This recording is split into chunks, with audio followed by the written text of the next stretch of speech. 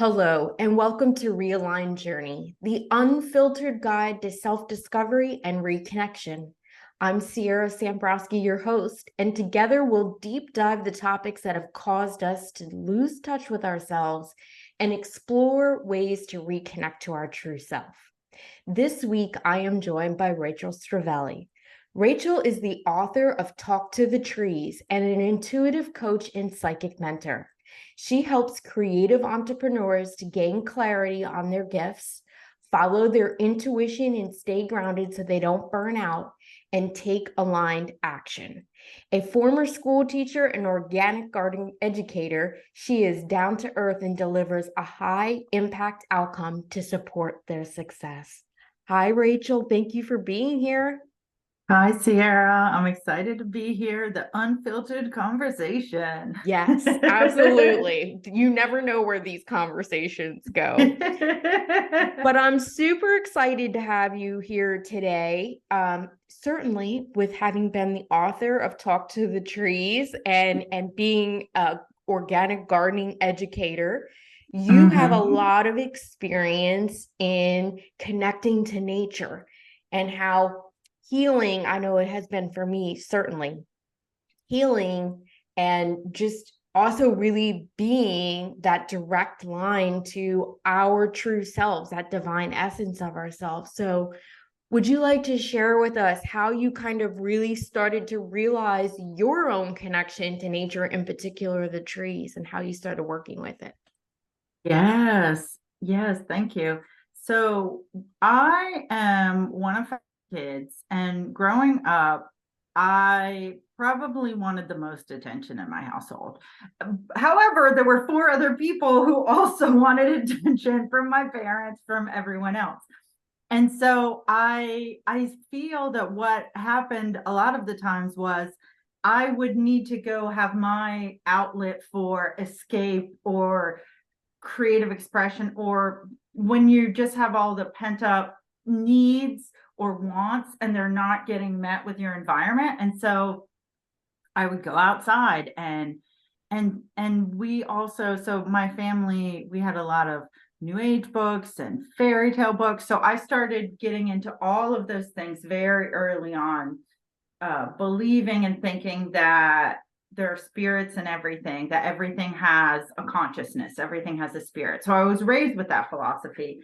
And in lots of fairy tales, people talk to trees, they talk to dogs, they talk to eagles, that they interact with all of these organisms in your environment. And also there were some Native American teachings that I really connected to. And just from an early age, I thought, this makes sense that my cat has a consciousness just like I have a consciousness. And so in the good times, it was me playing with our pets or playing in the garden and having my own little stories and events that were happening when I was playing in the woods. But in my struggle moments, like if and this was not so much early childhood, but a little bit as I got older, where I was feeling really anxious or fighting with my parents a lot, because I have a big personality. And like I said, I wanted a lot of attention. And so I tended to butt heads with my parents a lot. And then when we would reach our point of maximum headbutting, I would go out in the woods and sit by myself for a while. And that was always what calmed me down and what made me start to put everything in perspective. I also found that it's not only that I grew up in a large family, but I think early on for me, I thought these people can only do so much for me in terms of what I need, they can't give me. And in a way, I think some of the spiritual path is you're looking for something that you realize you can't necessarily get from something, from a human or from a book or a drug or whatever, and that's why for some people they go on this spiritual experiences, they're looking to fill this need or this calling for something.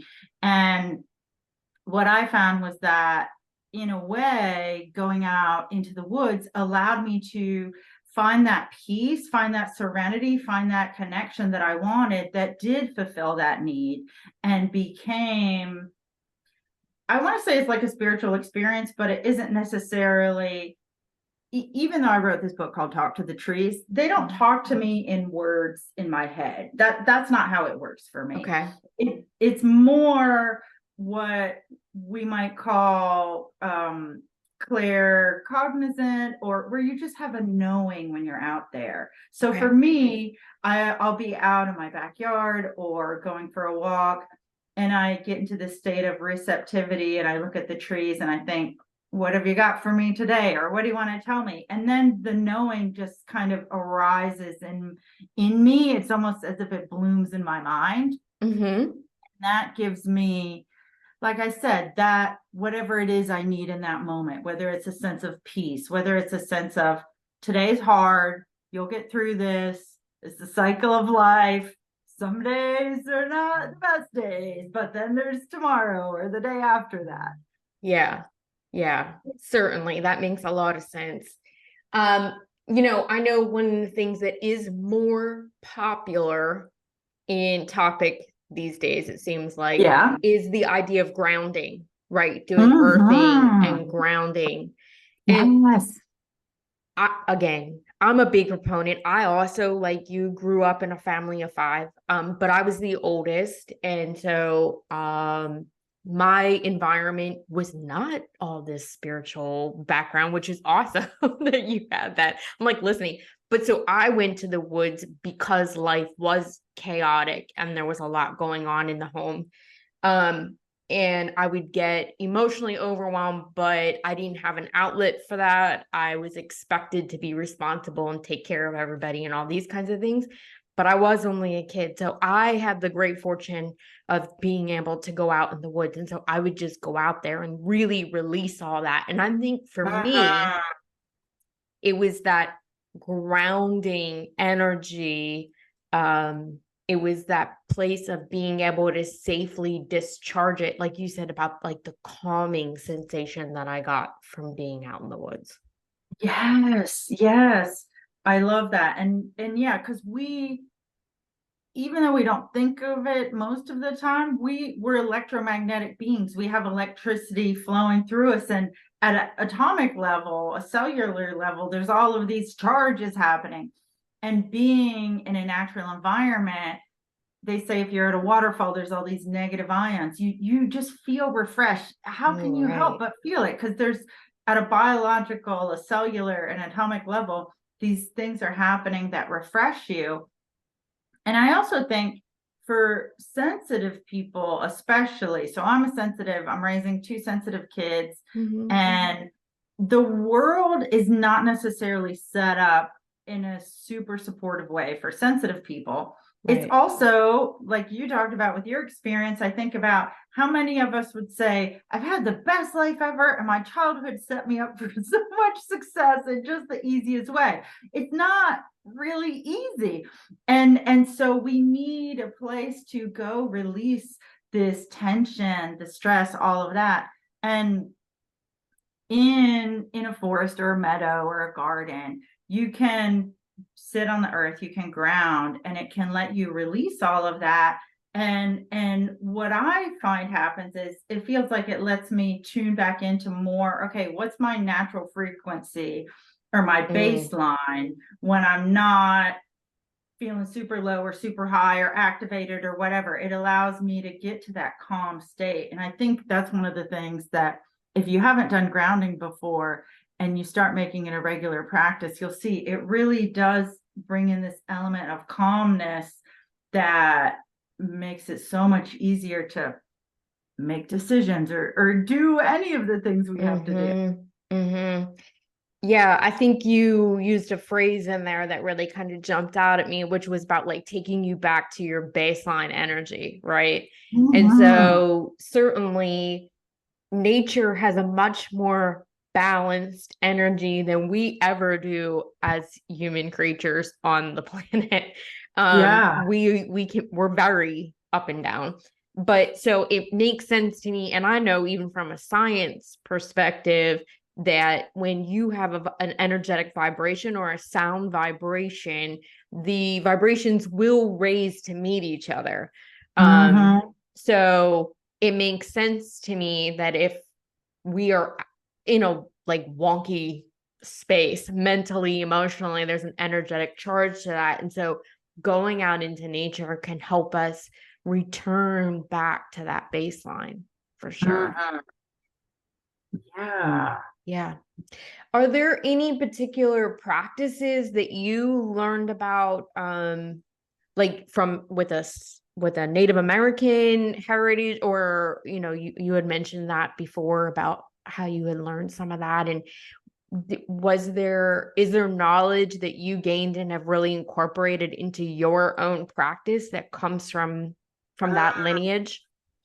Yeah. And so a lot of my earlier days, it was just learning from books because Yeah, that's yeah. what I had access to. Right. Yeah. And in so many cultures, for me, it shaped my view of the world, which is just Mhm. that all of these organisms that we're living here with, they all have their own path, their own trajectory, their own way that they're doing things.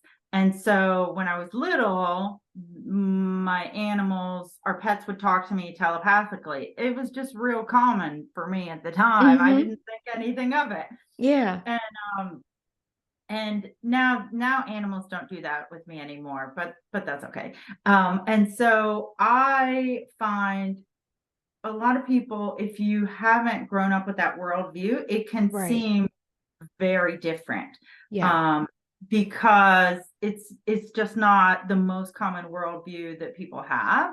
Right. However, most people would acknowledge that your dog or your cat, if you have a pet or a bird, that they have their own unique personalities. They have their own internal drives of things that they like and things that they don't like. And so if you extrapolate that out from a dog or a cat or a bird to squirrels and chipmunks and monkeys and elephants and tigers and bears and all of the other animals, it's like, okay. And then to think about plants, that's another almost conceptual leap. But if Mm. you're willing to think that way for animals, and then you let yourself start thinking that way for plants, then it allows you to think, okay, they don't maybe have consciousness the same way we do, where they're like, Mhm. let me get out my calendar and plan when I'm going to the doctor or when I'm going to the Right, grocery right, store. right. They don't have the same activities we do for the most part. But in terms of some of the basic elements of life, they do go through those. And things like the weather and the seasons, like we're all experiencing that, whether we're a human or animal or a plant or a fungi. And what I've also found is when I get to points in my life where I wonder what to do next, I think, well, nature has probably already figured this out. So Mm. for me, I go back to nature is intelligence, the intelligence of the universe that we can see right in front of our eyes. Mm. I love Creativity, that. yeah, right in front of us. So you can go look at this creativity, at this intelligence, and think, has nature already figured out a solution for this problem? And a lot of our inventions over time have come through that, a lot of medicines, but also problems of how do people get along, or how do systems work together, or business problems. If you can look at, okay, where are systems where in the natural world where this type of thing might happen? Oh, what are the potential paths that you could take for a solution? It lets you find an outcome that you might not find otherwise, which is Mm. one of the things that I really love to do, because it allows you, like I said before, if you take this worldview that everything has either a soul or a spirit or an intelligence, however you want to think of it, if you start with that and then work out from that, it opens your mind up to so many more possibilities and ways of seeing the world around you that then open you up to, well, there's no dead end or I can't go anywhere from here type of place you can get to, because there's always the circle of life that keeps on going. So the dead Mm-hmm. end, the dead tree just rots to become new seedlings, new beetles, new mushrooms, new ferns. Mm-hmm. And then it keeps on going. It's in a different form. And this is what I also love about science and spirituality. To me, they really intertwine in this really Mm-hmm. way when you look at the natural world. Mm-hmm. So that either way you want to approach it from, you can find this wealth of possibilities to be this avenue of exploration, journeying, searching. Yeah. Yeah, I agree 100%. I love that you brought up though about like being able to look to the examples in nature. What have they already figured out? It's kind of a way to find our own solutions to problems and to figure things out. And I think it is very important to see how they interact with each other in a systems kind of way, and how they go through cycles and seasons just as we do. And I think that's part of what's so beautiful about really connecting to nature, that there's something there that makes you be present and also Uh-huh. makes you feel small in a bigger ecosystem at the same time. Yeah, yeah. I love how you said that. And I also think it's nice to feel small, but not in a way that small is bad, but Right. small in Yeah. that you're part of all the bigness, the expansiveness. And then you think, wow, I'm small in a cared for, connected kind of way in Mm-hmm. all of the ecosystem around you. I love Yeah. that.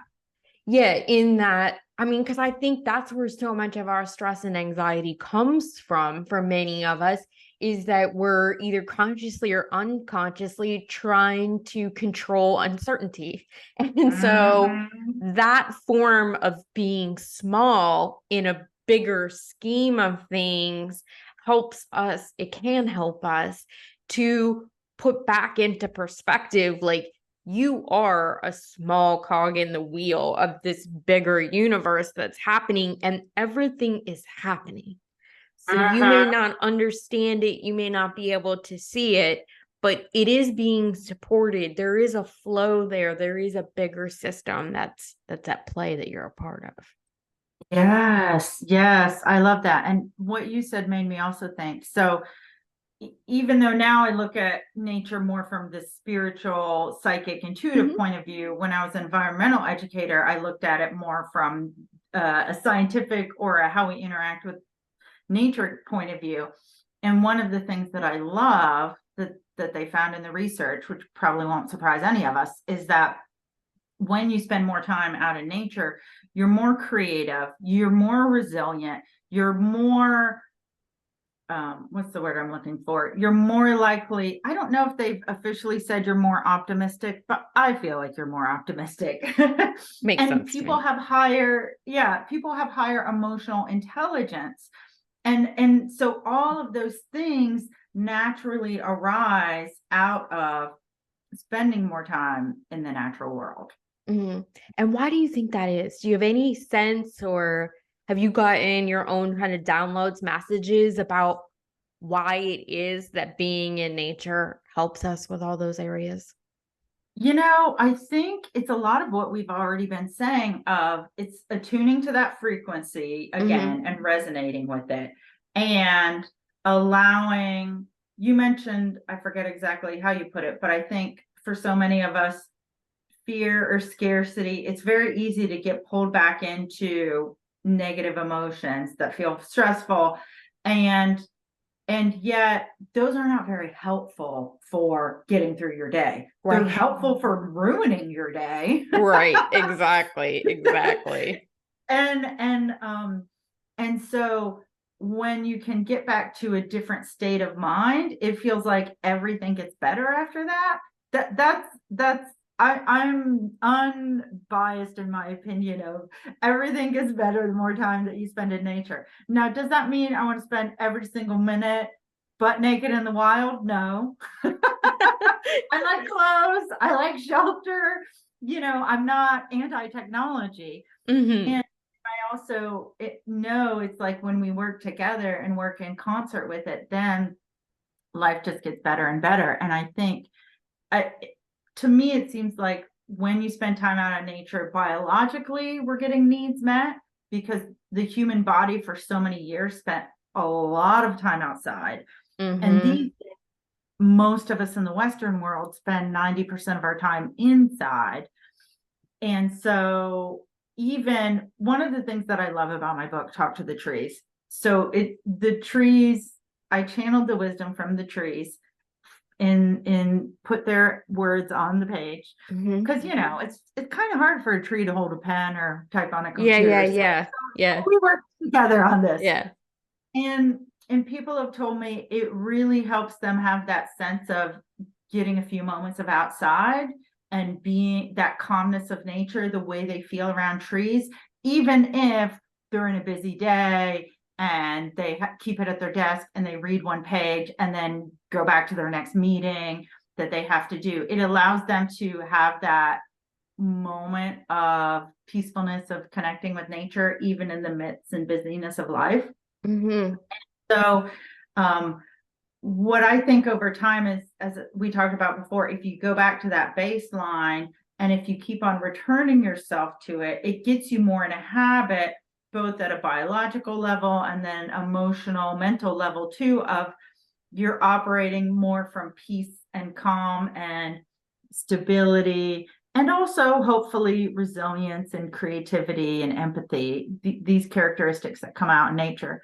And I, I'm not so naive to say like spend time in nature and all your problems will be solved, but because even in nature, like floods happen, yellow Sure. jackets sting you. So I'm not saying it's only a benevolent force, but I do feel a lot of our human attention can easily get focused on the negative of life, and we're Mm-hmm. not as much focusing on, as I said, this benevolent impact that the natural world can have on us. And so it's leaning yourself more towards that positive bias. Mm-hmm. That makes a lot of sense to me because again, I think it goes back to that principle understanding that nature always takes care of itself. Yes. It's self-supporting, it's Mhm. self-sustaining no matter what. If there is the wildfires, there is the floods, there is the mudslide, it will self-correct. And if Yeah. left alone without our human involvement, it will recover and move forward. You had used the word resilience a couple of times here in the last few minutes, and that's so much of the work that I do is with people and their resilience. And so I was like, yeah, why have I never thought about the word resilience so Mm. deeply connected to nature? Because nothing is more resilient than nature. It will support Mhm. itself, it will take care of itself. There is this, I don't even know what the right word is, but this self-nurturing, like I said, this self-recovery, all of that is Right. there Yeah. for Well, and us. I love, there's a chapter in the book that gets into resilience and it's talking about it with trees, but I love how Yeah. you brought it out to the landscape too, because I'm thinking, yeah, you're right. Even after a flood or after a wildfire, nature knows how to build back its landscape, how to bring back the plants, and then the animals come in too over time. There are these periods and waves of plant succession and new things coming in, and it knows how to recover. And that to me always gives me hope, because Mm-hmm. you can't look around and be like, well, what happens next? Oh, everything's going downhill. No, actually, look, new seeds are sprouting, new things are coming up. Mm-hmm. And this line came to me a couple years ago when I was very concerned about world events, because even though I try to maintain practices that keep me focused on a positive outlook, I was feeling very defeated about world events. And Mm-hmm. my personal life was also very hard at that time. So it was kind of like wherever I looked, there was turmoil and trouble and discomfort. And so after a long meditation session, this idea came down to me, which was that seed sowers never despair. And I thought, well, that's so true. It's one of the reasons I love gardening, because if you plant seeds, you're naturally hoping. You're not giving up hope. You're believing. And when you see those new seeds, the sprouts come up, then you think, oh, here's a new plant starting over, new growth. It just lets you feel all of those emotions that keep you engaged and keep you having a more positive outlook. Yeah, I think that's a great point. And I think even more than hope, it's expectation. Like we don't go sow the Yeah. seeds expecting that they're all going to die or that nothing's going to happen, right? We expect that maybe Mm. they won't all, but something is going to come from that. Something Yeah. will sprout, something will grow. Mhm. And I think that's such a great lesson. You had mentioned about how, you know, at different times in humanity, we were almost always outside. Now we're almost always inside. But I think, again, that's one of the really important takeaways from this conversation that I hope people get is that we are naturally wired up to be in tune with nature. So that instinct of resilience, that instinct of knowing what to do, that instinct of being centered and being understanding and feeling that connection to a bigger part of everything else is inherent in us. Like that is how Yes. we are created, that is how we are wired up. Yes, I'm so glad you brought up that point to emphasize.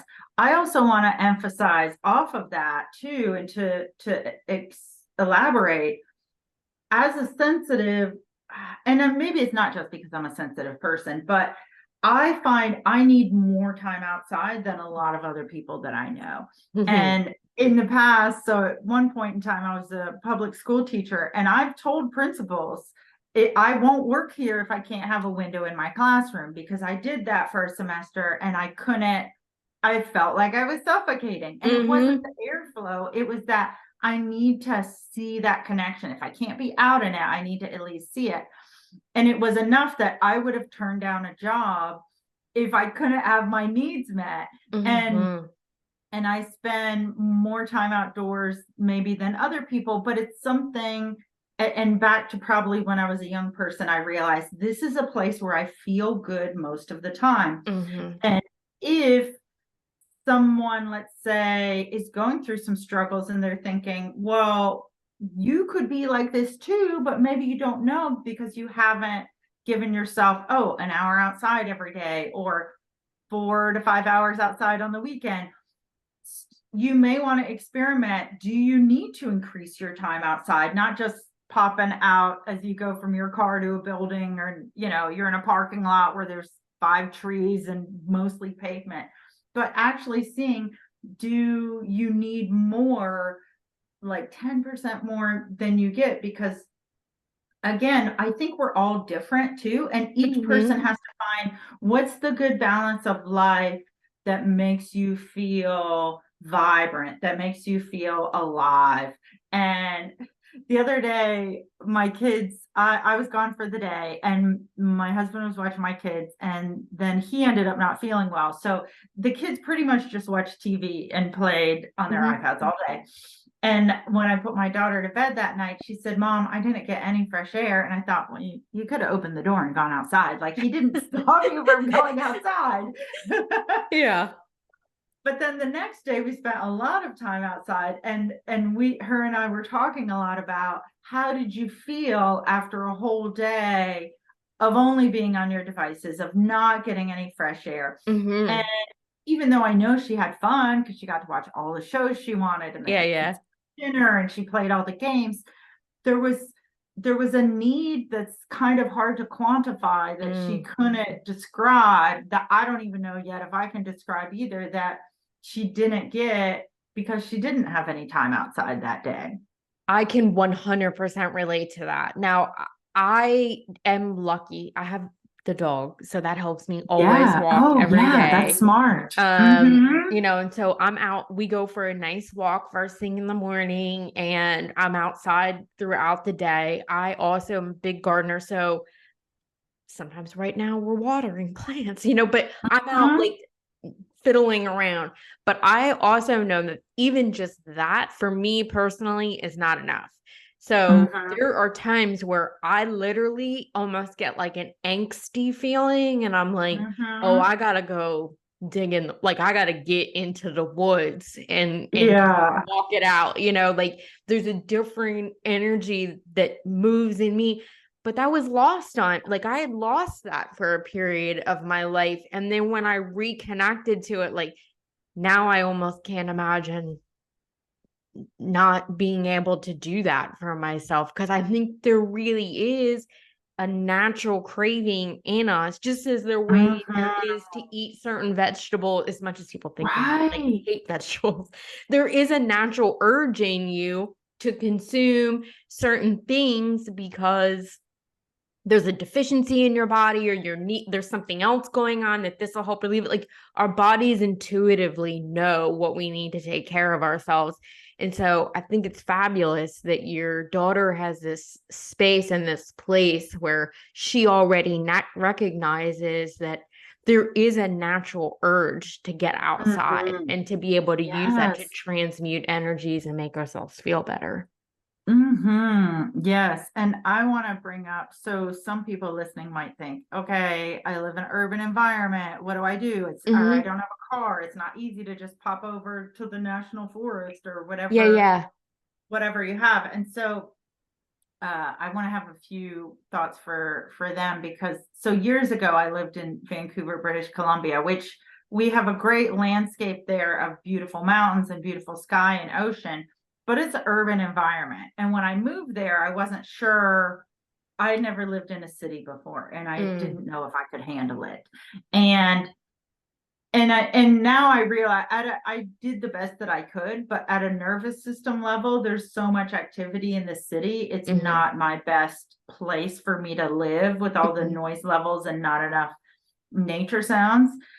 So that's my preference that I've learned. But when I was there, I gave myself the challenge for the first 6 months or so of, let me find all the places I can notice nature, even in the midst of a big city.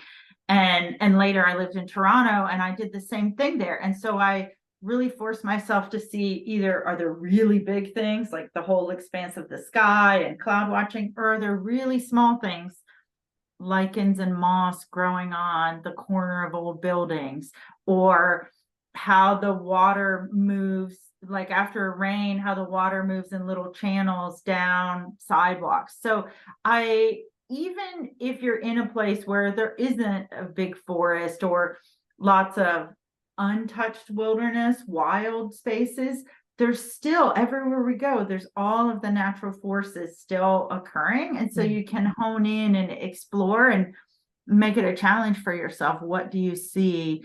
And also, food markets were one of my big loves, because I just love going and seeing a whole stand of a bunch of peppers stacked up so beautifully, Mm-hmm. pineapples, tomatoes, because that's nature too. And so you can engage in whatever way that works for you with the time that you have, and let yourself immerse in it, and try and notice it, perhaps like an artist would, going around and looking for the colors and the smells and the textures.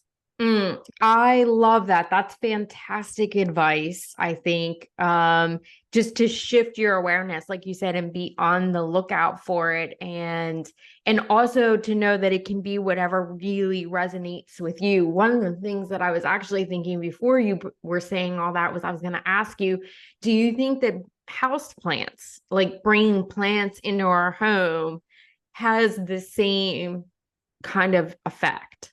Yes, I definitely do. Mm-hmm. And it's one of those, some people will say they talk to their plants, they name their plants. I don't name my I plants, don't name mine. but I do I talk think, to them. yeah, I talk to mine.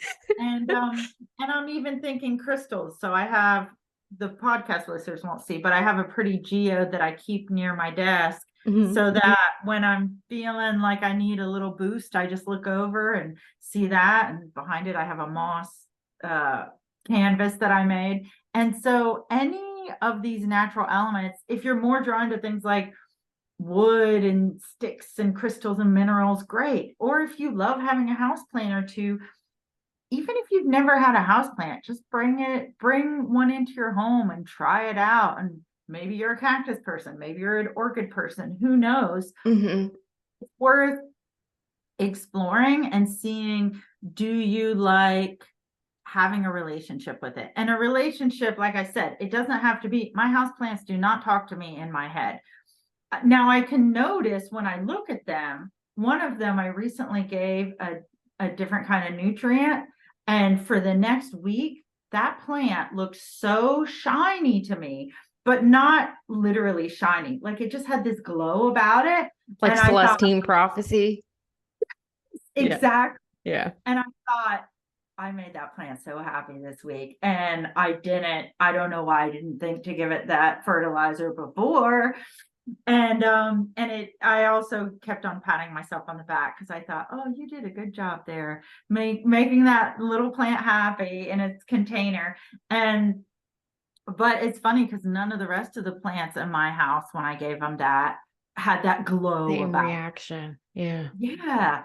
And so it's one of the most important things I think that I've always experimented with in my life. And as I said, you can think like an artist or think like a scientist, is just going around and being curious and not creating judgment about what you notice, about what you experience. Because I could have judged myself for never feeding that plant fertilizer before. I have been depriving it all its life of what it wanted. Now instead, I just felt really good that I thought of it last week. Yeah. I'm with you. What is one of your favorite pieces of wisdom that you got from the trees that's in your book? Oh, yeah, that's a good question. Oh, that's in the book. I might look here for a second. Yeah, that's okay. Mm. And how long did it take you to write the book? Well, because I channeled it, they told me to get it out really fast. I was They gonna were say, not, did it come through straight away, like real fast? That's what I was wondering. and it's a short book. So for the listeners, it has, I think, 60 some pages, and the trees told me to make it short. I was resistant to that, but I was like, well, okay, I'm doing what you're telling me here, so I'll just do what you say. And once the book came out, I realized, oh, they wanted it short so that people can just read. Some of the chapters are 2 pages, some of the chapters are 3 pages. Mm-hmm. I don't think there's a chapter longer than 5 pages in the whole book. Everything is very short, so that you can pick it up, read a chapter, put it down. Many people have told me, oh, I meant to read 1 chapter and I read the whole thing in a day. Yeah.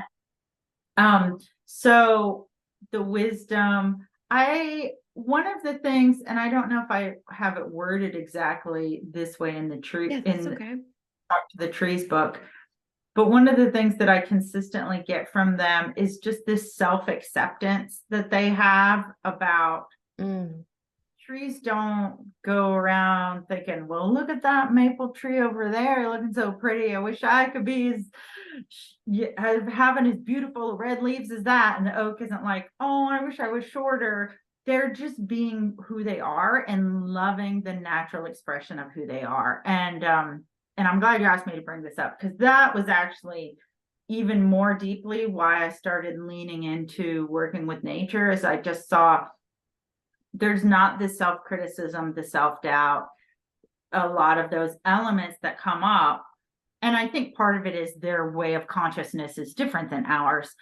However, it's still something I aspire to, of not being self-critical, not having self-doubt. And so when I'm having moments of where I need to be reminded of that, that's one thing that the trees and the plants remind me. And the flowers too, or the plants in my garden. A tomato plant isn't judging itself if it didn't do what a cucumber plant does, or what a sunflower does, or what a rose does. They just do what they do, and they recognize each plant has its place. Each plant has its different gifts, its characteristics, its own way of best existing in the world. And what suits a tomato plant doesn't suit a cucumber plant Mm-hmm. per se, or doesn't suit an oak tree. Mm-hmm. And so letting them be in the environment that suits them best, or giving them what they need the most, that's what I take away. There's this one meme that sometimes goes around that says you're like a complicated house plant, or you're like a house plant but more complicated emotions. Yeah. I mean, it is true. We need Yeah. sunlight and water and Yeah. nutrients, and Uh-huh. they feel and react. I mean, we know that, right? We know Yeah, that exactly. there's been all those studies about plants that are talked to or nicely or not nicely, or Yes. music, or, the different things create a different environment, a different response to them and how they grow and bloom and all that. So, right. And I'll say, there's two parts of the book that many times people have told me that was their biggest takeaway, okay, but I don't want to do a spoiler alert. So I'm going to let people delve in and see. But if you're somebody who feels that you're going through either some type of recovery or trying to build yourself back up from a painful experience, that the book will really connect with you, I think, in that way. So that goes yeah, back that's to a that thing. teaser You kept there. saying, I would say you kept using that word resilience. And I said to you, that's what really was striking me, was that, yeah, we can look to nature for resilience. So that's wonderful. Rachel, thank you so much for being here. Do you want to tell everybody how they can connect to you? How can they get the book? How can they learn more about working with you?